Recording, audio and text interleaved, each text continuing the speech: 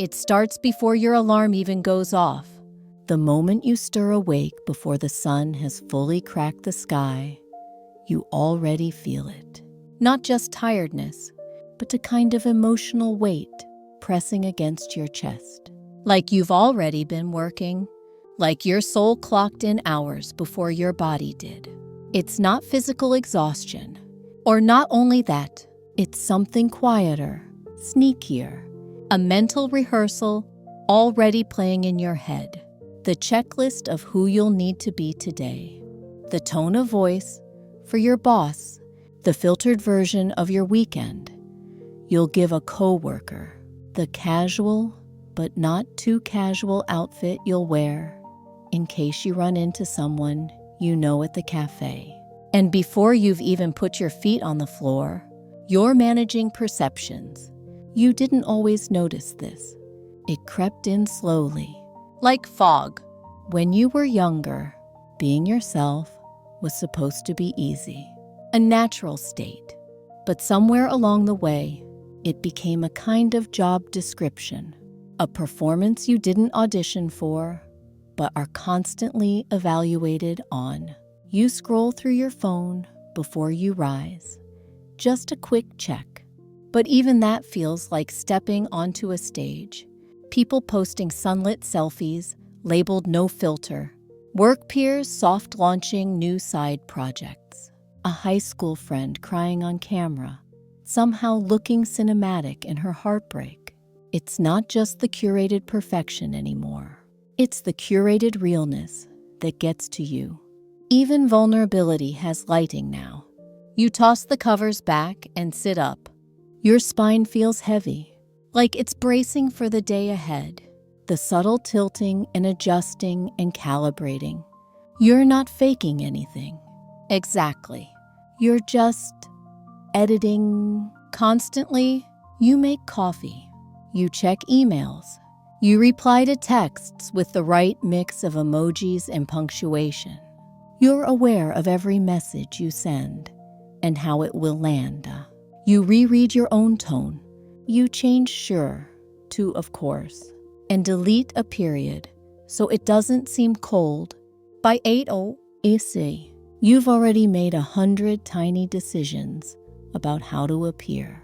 You think about work, about how much of your energy doesn't go to the task itself, but to managing your presence in the task, keeping your camera on, staying upbeat, but not too eager, being open but not oversharing, demonstrating competence while still being approachable. It's a lot, and it's invisible. That's the part no one really talks about. Not the job in your contract, but the extra job you do just by existing as a person in this culture. The unpaid labor of identity. You wonder sometimes if others feel it too, if they're also quietly exhausted by the pressure to show up as themselves, when themselves is now a public-facing role with audience expectations. You wonder if anyone else lies awake at night, wondering which version of them was the most acceptable that day, because being yourself should feel restful, like coming home, but instead, it feels like preparing for inspection. You flash back to a memory college. Maybe you were in a philosophy class. The professor asked, "Is the self something we discover or something we perform?" You remember laughing at the question back then. It felt like a riddle without a point. But now it feels like the thesis of your entire adult life. Everywhere you turn, the world tells you to be yourself. But it never stops watching, measuring, monetizing, and you're supposed to be okay with that. You're supposed to feel free. You think of the TED Talks and the self-help books and the branding seminars disguised as spiritual wisdom. Own your story. Show up fully. Be unapologetically you, as if that's a one-step process. As if being real doesn't come with consequences in real life, like rejection, like misunderstanding, like losing the job you needed to pay rent. So instead, you curate, not with malice, not with deception, but with survival. You tell a version of your truth that feels safe enough. You shrink or stretch depending on the space. You code switch emotionally. You package your personality for easier digestion. And after enough time, you start to wonder what's underneath all that. Is there still a version of you who isn't tired? A version who doesn't rehearse every sentence, who doesn't question every pause in a conversation, who doesn't wake up already working? You remember a night recently late, long after everyone else had gone to bed. You were lying on your couch, scrolling without absorbing. You'd turned off the lights, as if darkness could protect you from being on. In that moment, your breath felt honest. Your shoulders dropped without you telling them to. No one was watching. You weren't trying. And that's when you realized this was the only moment all day you'd actually been yourself. Not a brand, not a version, not a voice in a meeting, not a friend holding space, not a grown-up with responsibilities, just there, quiet, unoptimized, and you liked it. But the moment passed quickly because the morning was already on its way. And with it, the job of being you would start all over again. So you ask yourself now, what would it take to wake up and not feel tired of being yourself? What would it take to unburden the role and just exist? You don't have the answer yet, but you're tired enough to start looking for one.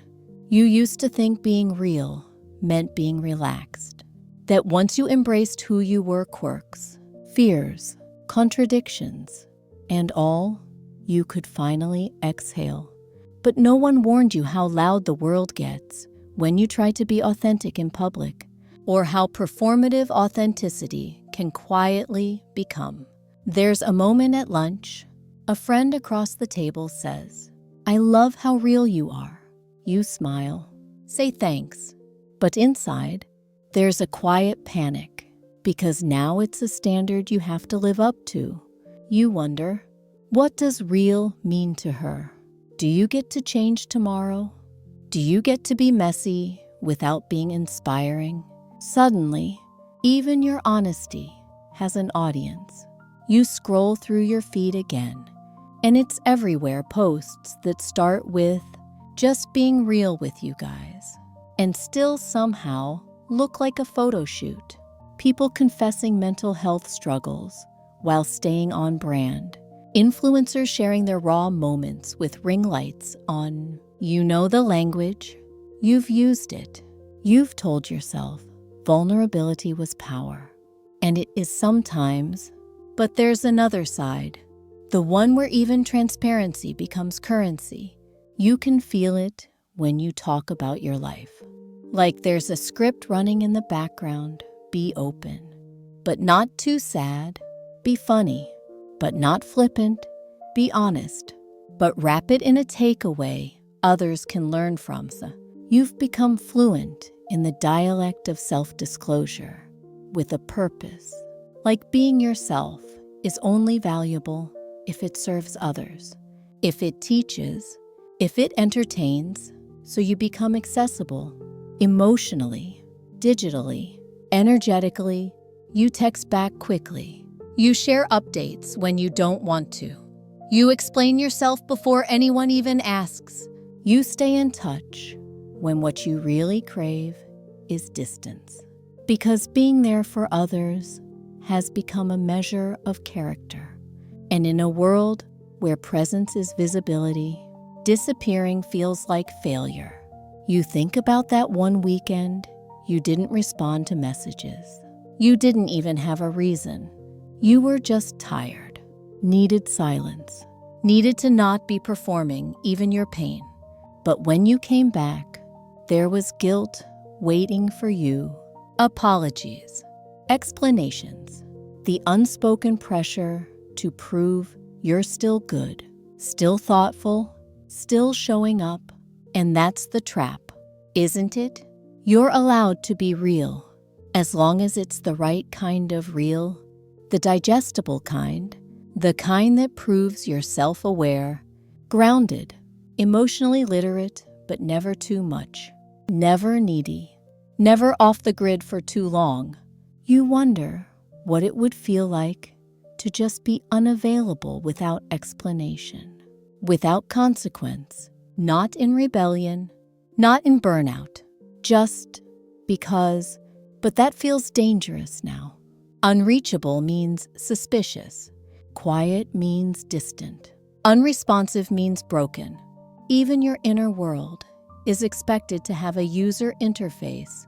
You remember a conversation with someone you loved. They said, "I just want to know what's going on with you." And you wanted to say, "So do I." But instead, you explained, you offered reasons, you gave them access. Because not knowing yourself isn't acceptable anymore. You're supposed to be in touch, in process, introspective and evolving. There's no room for being lost. You carry a notebook around sometimes, not because you're writing something, just to make sense of things in the moment. Scribbles, fragments, sentences that don't go anywhere. One page says, "How do I rest if I'm always a presence?" You read it now and think that's it. You're not just tired from what you do. You're tired from what you represent. At work, you're the empathetic one. At home, the peacekeeper. Online, the thoughtful, honest version of yourself who knows what to say. In friendships, the one who remembers birthdays, checks in, sends thinking of you texts, even when your own brain feels like a static channel. It's not that these things aren't true. They are. You care. You really do. But sometimes you wish you didn't have to keep proving it. Sometimes you wish you could let someone down and not feel like you failed at being you. You lie in bed at night and think about all the conversations you had that day. How many were genuine? How many were maintenance? You replay your tone. You worry if you sounded distracted. You wonder if anyone noticed how tightly you were holding it together. That's the hardest part, not the effort, the invisibility of it, because you're supposed to be grateful. You're supposed to be honored that people trust you, admire you, need you, and you are. But that doesn't make it less exhausting. That doesn't mean you don't sometimes wish you could unplug from your own identity and disappear into a moment that doesn't demand anything from you. You think about sleep, how it used to come easier. Now, even sleep feels like something you have to earn, something you have to perform well.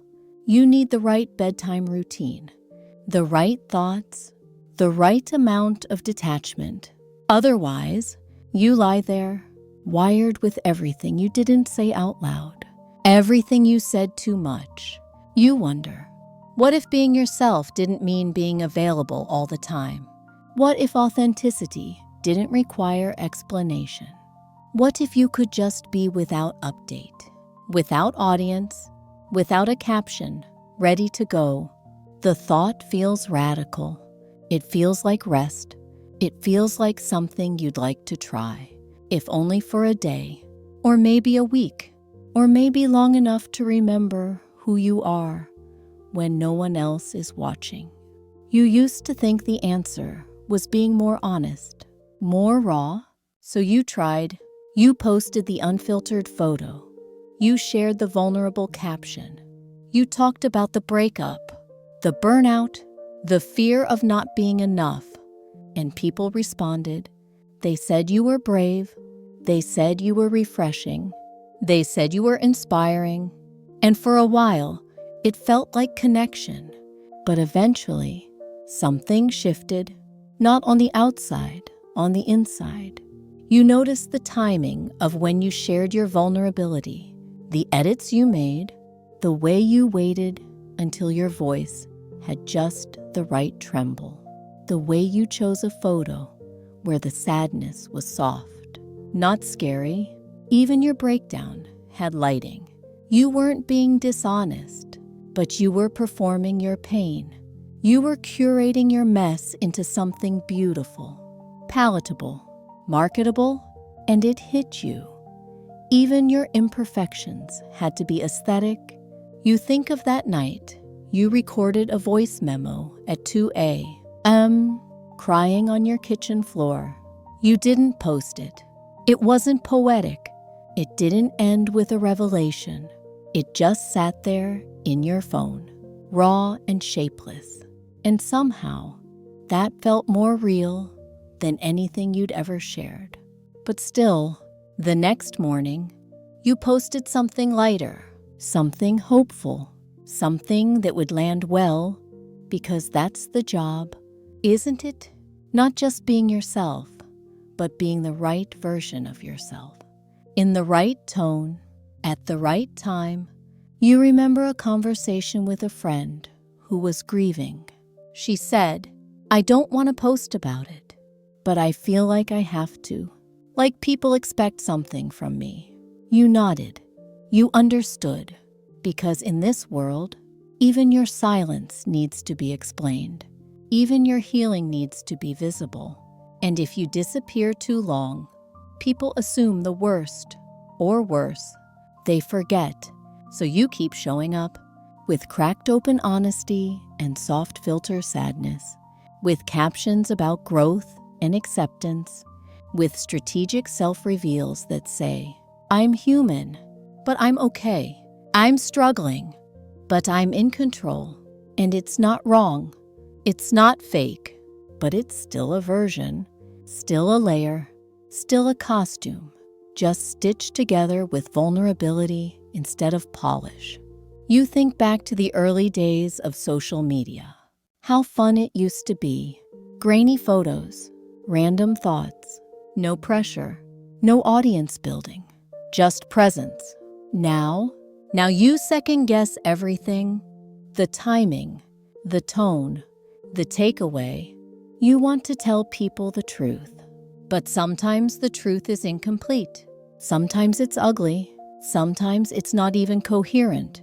And that kind of honesty doesn't perform well. So you clean it up before sharing.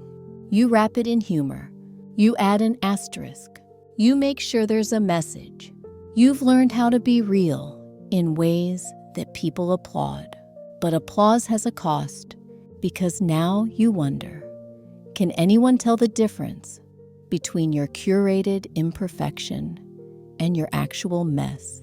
Can you think about the people who really know you, the ones who've seen you fall apart without a camera on, the ones who don't need a caption to understand the silence, the ones who don't care if your pain has a point. They just care that you're breathing. Those people are rare, and sometimes you push them away without meaning to, not because you don't trust them, but because you've spent so much time curating your vulnerability, you forget how to be messy in real time. It's easier to talk about a wound once it's healing. It's harder to sit with someone while it's still bleeding.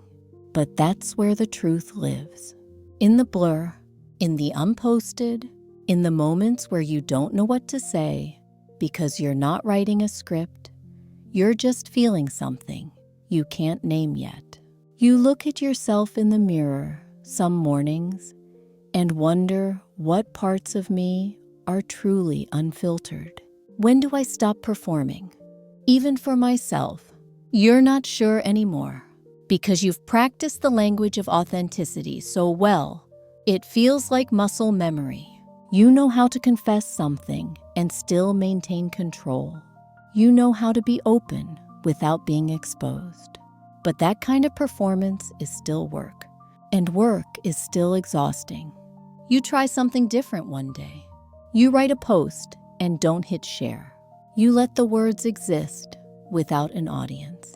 You read them back and feel the weight shift. It doesn't need applause. It doesn't need engagement.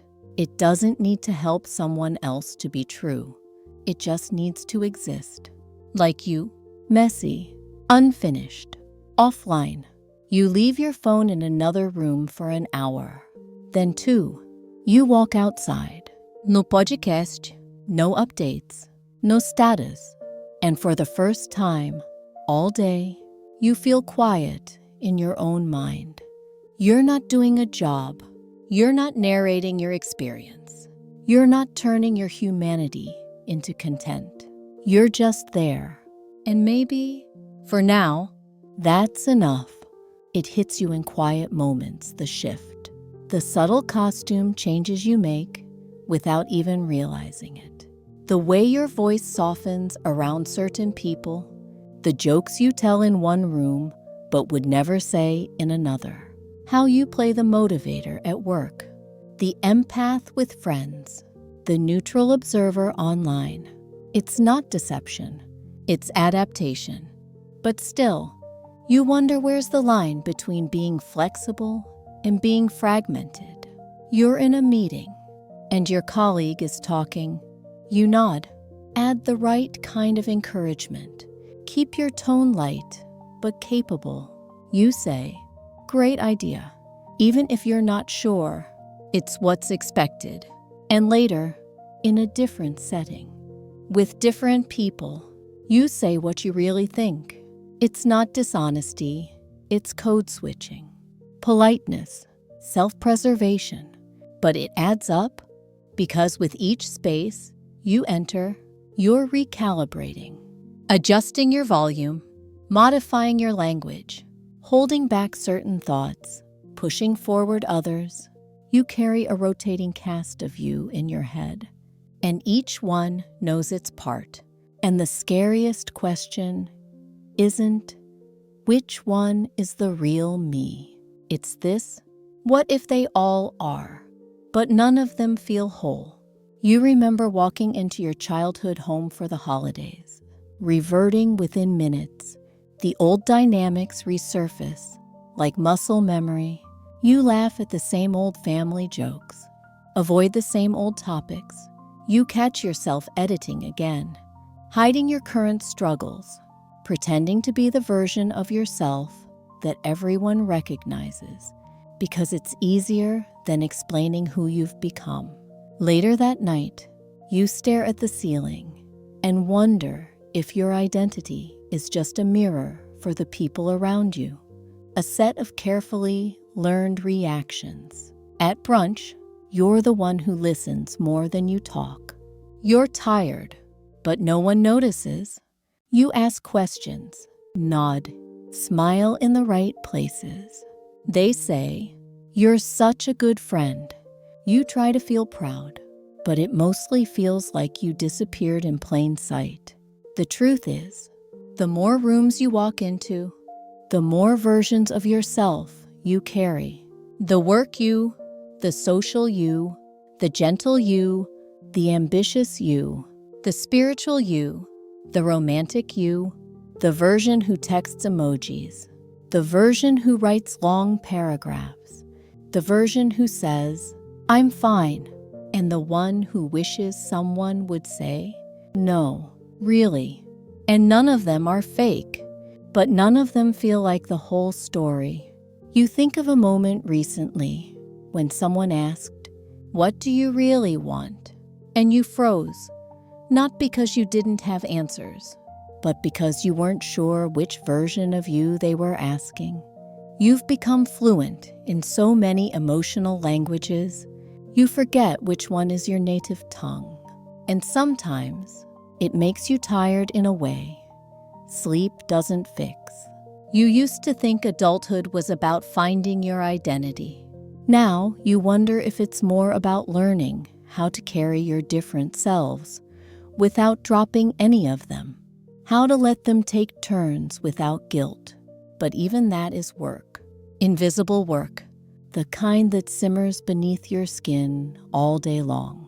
You think back to that late-night phone call with an old friend. The conversation dipped into memories you hadn't touched in years. You laugh like you used to. You said things you forgot you still believed. For a moment, it felt like you had found yourself again. But when you hung up, the dissonance returned, because now that version of you doesn't quite fit in the life you've built. You wonder what happens to the parts of you that don't get airtime. The quiet one, the angry one, the soft one, the cynical one, the messy one who doesn't care about being understood. Where do they go when you're busy being legible to everyone else? You don't always know. You just know that walking into some rooms feels like leaving parts of yourself at the door. And maybe that's the cost of being liked, or included, or safe. But it's also the reason you crave solitude. Not because you don't like people, but because it's the only time you get to stop performing, to let all the versions sit in the same room. No pressure, no mask, no adjustment, just breath, just presence. You sit alone in your car sometimes after long days, not because you're avoiding anything, just because it's the only space where you don't have to be any particular. You can cry or not. You can laugh at a memory or say nothing at all. And no one needs a response. It's in those moments, unguarded, unobserved, that you start to remember what it's like to just be, not strategically, not responsively, but simply, and the stillness doesn't feel empty. It feels like a reunion. You begin to think that maybe being yourself isn't about choosing one version to perfect. Maybe it's about allowing contradiction, allowing evolution, allowing room for all of it. And maybe the next time you walk into a room, you'll bring more of those pieces with you. Even the ones you're not sure people will understand. Not because it's your job, but because you're tired of leaving yourself behind. You know the moment, well now, the one where you sit down to rest, phone in hand, calendar momentarily clear, the soft intention to do nothing curling in your chest, and immediately guilt creeps in. Not loud, not urgent, just enough to make you check your email, just enough to make you wonder if someone's waiting on something, just enough to convince you that rest needs to be earned. Because doing nothing doesn't feel neutral anymore. It feels irresponsible. You were raised in a culture that talks about rest like a reward, like a privilege, like something you get to have after all the real work is done. And even then, only in controlled doses. A nap, a weekend, a 3-day vacation that somehow still includes checking Slack under the table. Rest is never the destination. It's a pit stop. You think about the way sleep feels now, how even lying in bed can feel like a performance. The pressure to have a clean, nighttime routine, no screens, no sugar, gratitude journal, essential oils. Because rest, too, has become optimized. It's not just about sleeping, it's about sleeping well. Sleeping efficiently, sleeping for success. And if you don't wake up refreshed, clearly you did it wrong. You laugh at that, softly, because even your most basic human need, rest, is now something to measure, track, evaluate.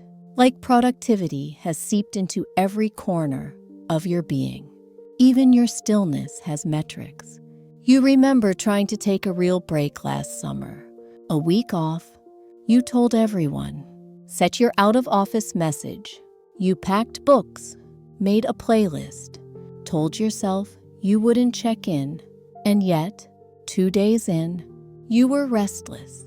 Not because you had too much energy, but because you didn't know how to not be useful. You opened your laptop just to skim a few things, just to stay ahead. By the end of the week, you were back in inbox mode. Not because you had to be, but because you didn't know how to not be accountable to someone. And maybe that's the core of it. Somewhere along the way, you started believing Your value is tied to your visibility, to your availability, to how many ways you can prove you're keeping up. So when you stop moving, stop answering, stop producing, stop tending to every small fire, you don't just feel still, you feel invisible. And invisibility in this world feels dangerous because the world rewards the ones who keep showing up, the ones who stay consistent, the ones who never fully disappear. Out of sight, out of mind isn't just a saying. It's a system, one that teaches you early that rest is risky, that slowing down means losing ground, that healing needs a timeline or it's indulgent. So you stay on, you stay visible, you stay accessible. You convince yourself that burnout is noble. As long as you're still performing high-functioning exhaustion, you hear it in conversations with friends. I'm so tired, they say, with a tired kind of pride. Like being tired is proof that you're trying, that you care, that you're good, and you say it, too. Same. I've been slammed. You say it like a badge. Because saying, I've been resting, feels like a confession, like laziness, like selfishness. But deep down, you know better. You know that rest is not a failure. It's not weakness. It's not optional. It's a return to breath, to body, to being a human being, and not just a human doing. You remember a Saturday a few months ago. No plans, no pressure. You wandered a bookstore with no purpose. You picked up titles you didn't plan to buy. You sat in the cafe and stared out the window with a coffee that got cold. For 3 hours, you didn't produce anything. You didn't solve anything. You didn't even document it. And yet, when you got home, you felt more yourself than you had in weeks. That day didn't look like progress, but it was because something in you softened.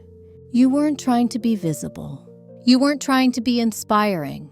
You weren't trying at all. You were just being, and maybe that's the rest you really need. Not sleep, not quiet, not even breaks, but permission to exist without justification.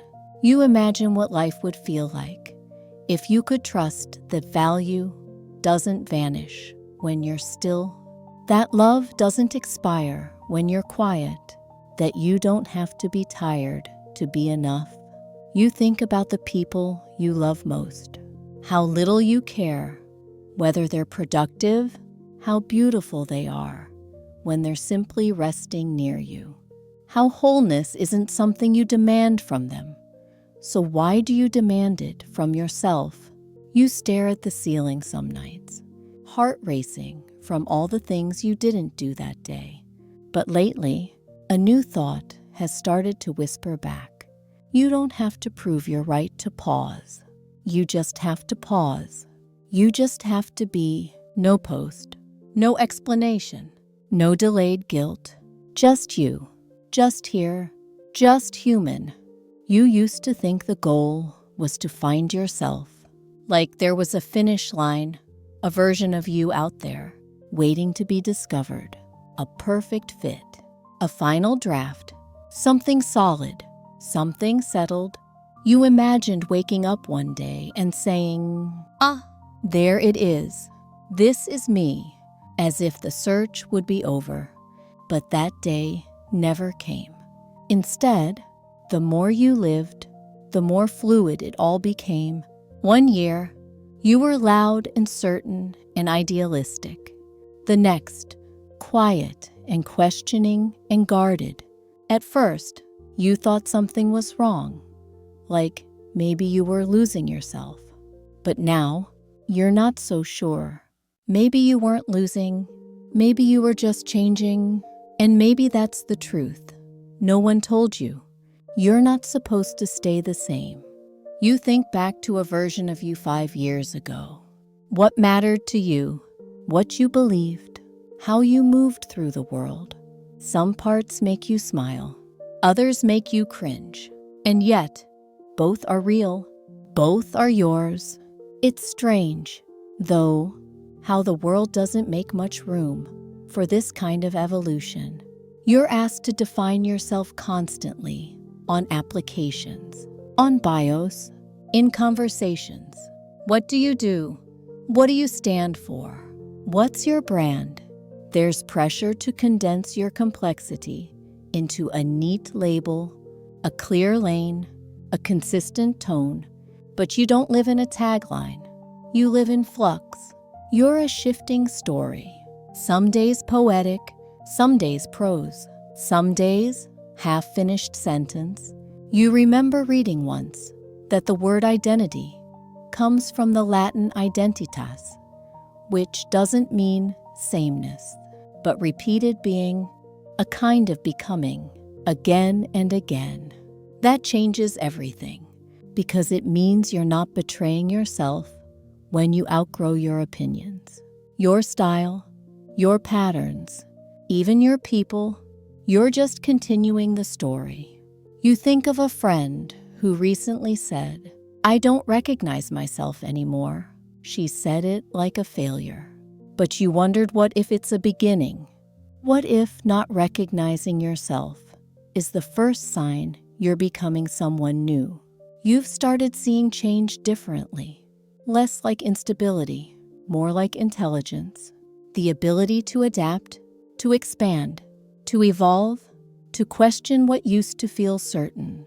You still feel the pull, though the temptation to solidify, to decide who you are and stay there, especially when people around you seem so sure of themselves. It's comforting to think you can just choose a self and stick to it. But comfort isn't the same as freedom. And freedom, for you, is starting to look like this: allowing yourself to grow out of old dreams without guilt, admitting when your beliefs shift, letting go of the need to be consistent if it means being true. You think about how many people feel trapped in the version of themselves others fell in love with, like they're obligated to maintain the image or else disappoint someone. But being known is not the same as being fixed. And loving someone, including yourself, means letting them change. You once believed that clarity was the goal. Now, you're more interested in honesty, even if that honesty sounds like, "I don't know anymore," even if it looks like contradiction, even if it means changing your mind in front of people who were certain you'd never waver. You realize now that the self isn't a noun. It's a verb. It's not a thing you are. It's a thing you do, a becoming, a shifting, a dancing with context kind of existence. And when you stop trying to be consistent, something amazing happens. You start feeling more real. You laugh harder. You cry sooner. You wear what feels right now, not what made sense last year. You talk differently with different people, not because you're fake, but because each of them sees a different constellation in you. You stop needing to be one thing, and suddenly, life feels less like a job and more like a garden. Not always tidy, but alive. Still, the myth of the fixed identity lingers. In job interviews, in dating apps, in bios and introductions, it asks you to pick a lane, a brand, a story with a stable arc. But your life is not a press release. It's a poem that keeps rewriting itself. You find yourself whispering now, in quiet moments, "I'm allowed to change. I'm allowed to not know. I'm allowed to shift." And the voice inside you, so long trained to seek certainty, begins to soften. It no longer demands answers. It just wants honesty. That's the strange peace you're learning to live in. Not certainty, not definition, but motion. And it's enough. You don't remember exactly when the mask became so comfortable. At first, you wore it for safety, or survival, or acceptance. You shaped it slowly, piece by piece, out of approval. Strategy, charm, competence. You didn't lie. You adapted. And it worked. People liked you, trusted you, invited you in. But somewhere along the way, you forgot how to take it off. You start noticing moments when you feel distant from yourself, like you're still moving, still speaking, still laughing, but on autopilot. Like there's a slight delay between the words you say and the part of you that actually feels them. A lag in the soul. The mask isn't heavy anymore. That's the problem. It fits. You wear it in meetings. When you have an opinion, you swallow. You wear it with friends. When you nod instead of disagreeing. You wear it online. When you soften your language to stay likable. You even wear it alone. Sometimes, out of habit, out of fear that even solitude might be watching. But lately, you've started letting it slip. Not all at once, not dramatically, just a few cracks here and there. You say I don't know more often. You leave a text unanswered, a little longer than usual. You admit when you're tired, not the busy kind of tired, but the I don't want to talk right now kind. And you notice what happens. Some people drift, some people lean in, but most don't even notice. And that's the strange part. You spent years polishing this identity, maintaining the version of you that would keep everyone comfortable, only to discover that most people weren't really paying that close attention. Or maybe they were just waiting for you to stop performing, so you test it more. A little honesty in a room that's used to your carefulness, a little mess in a space that knows your perfection, a little silence where there's usually something clever, and it doesn't collapse. Nothing breaks. In fact, something begins to breathe. You sit with a friend one night on the porch, legs pulled up, hoodie zipped, voice low. You're not trying to be anything. You're not shaping the conversation toward meaning. You're not crafting the takeaway in real time. You're just there. You say something awkward. She laughs. You laugh, too. No one fixes it. No one smooths it over. And somehow, that silence afterward feels like a deeper intimacy than any grand confession. It feels like the truth, breathing in open air. You start to see your mask for what it is, not a lie, but a language, one you learned early, one that protected you, helped you connect, helped you survive. But now you want to learn a new one that doesn't cost you so much energy, one that doesn't ask you to perform softness when you feel sharp, or clarity when you feel lost. You want to live in a room where you don't have to wear anything but your breath. So you build that room slowly. You say no without apology. You show up underdressed. You share a photo without the perfect caption. You answer honestly when someone asks how you are, even if the answer is messy or unfinished. You let the mask slip, and when it falls, nothing shatters, nothing burns. Instead, you feel lighter, because it turns out the real weight wasn't in being someone.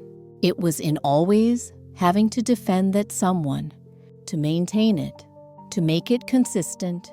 But you're not here to be consistent. You're here to be real. And being real, you're learning, isn't a brand, or a job, or a performance. It's a kind of quiet rebellion, a choice to let go, to rest, to risk being misunderstood, to stop managing your reflection in other people's eyes. You lie down one night, lights off, phone in the other room, and let the silence stretch. No productivity, No self-analysis, no content, just darkness, just your breath, just this moment. It feels unfamiliar and honest and holy. And for the first time in a long time, you don't feel like you have to do anything or be anything or say anything profound about it later. You're just here. Mask off, heart soft, nothing to prove. And sleep comes not as a reward, but as a return, not because you finished the job of being yourself, but because, finally, you remembered you never had to apply for that position in the first place.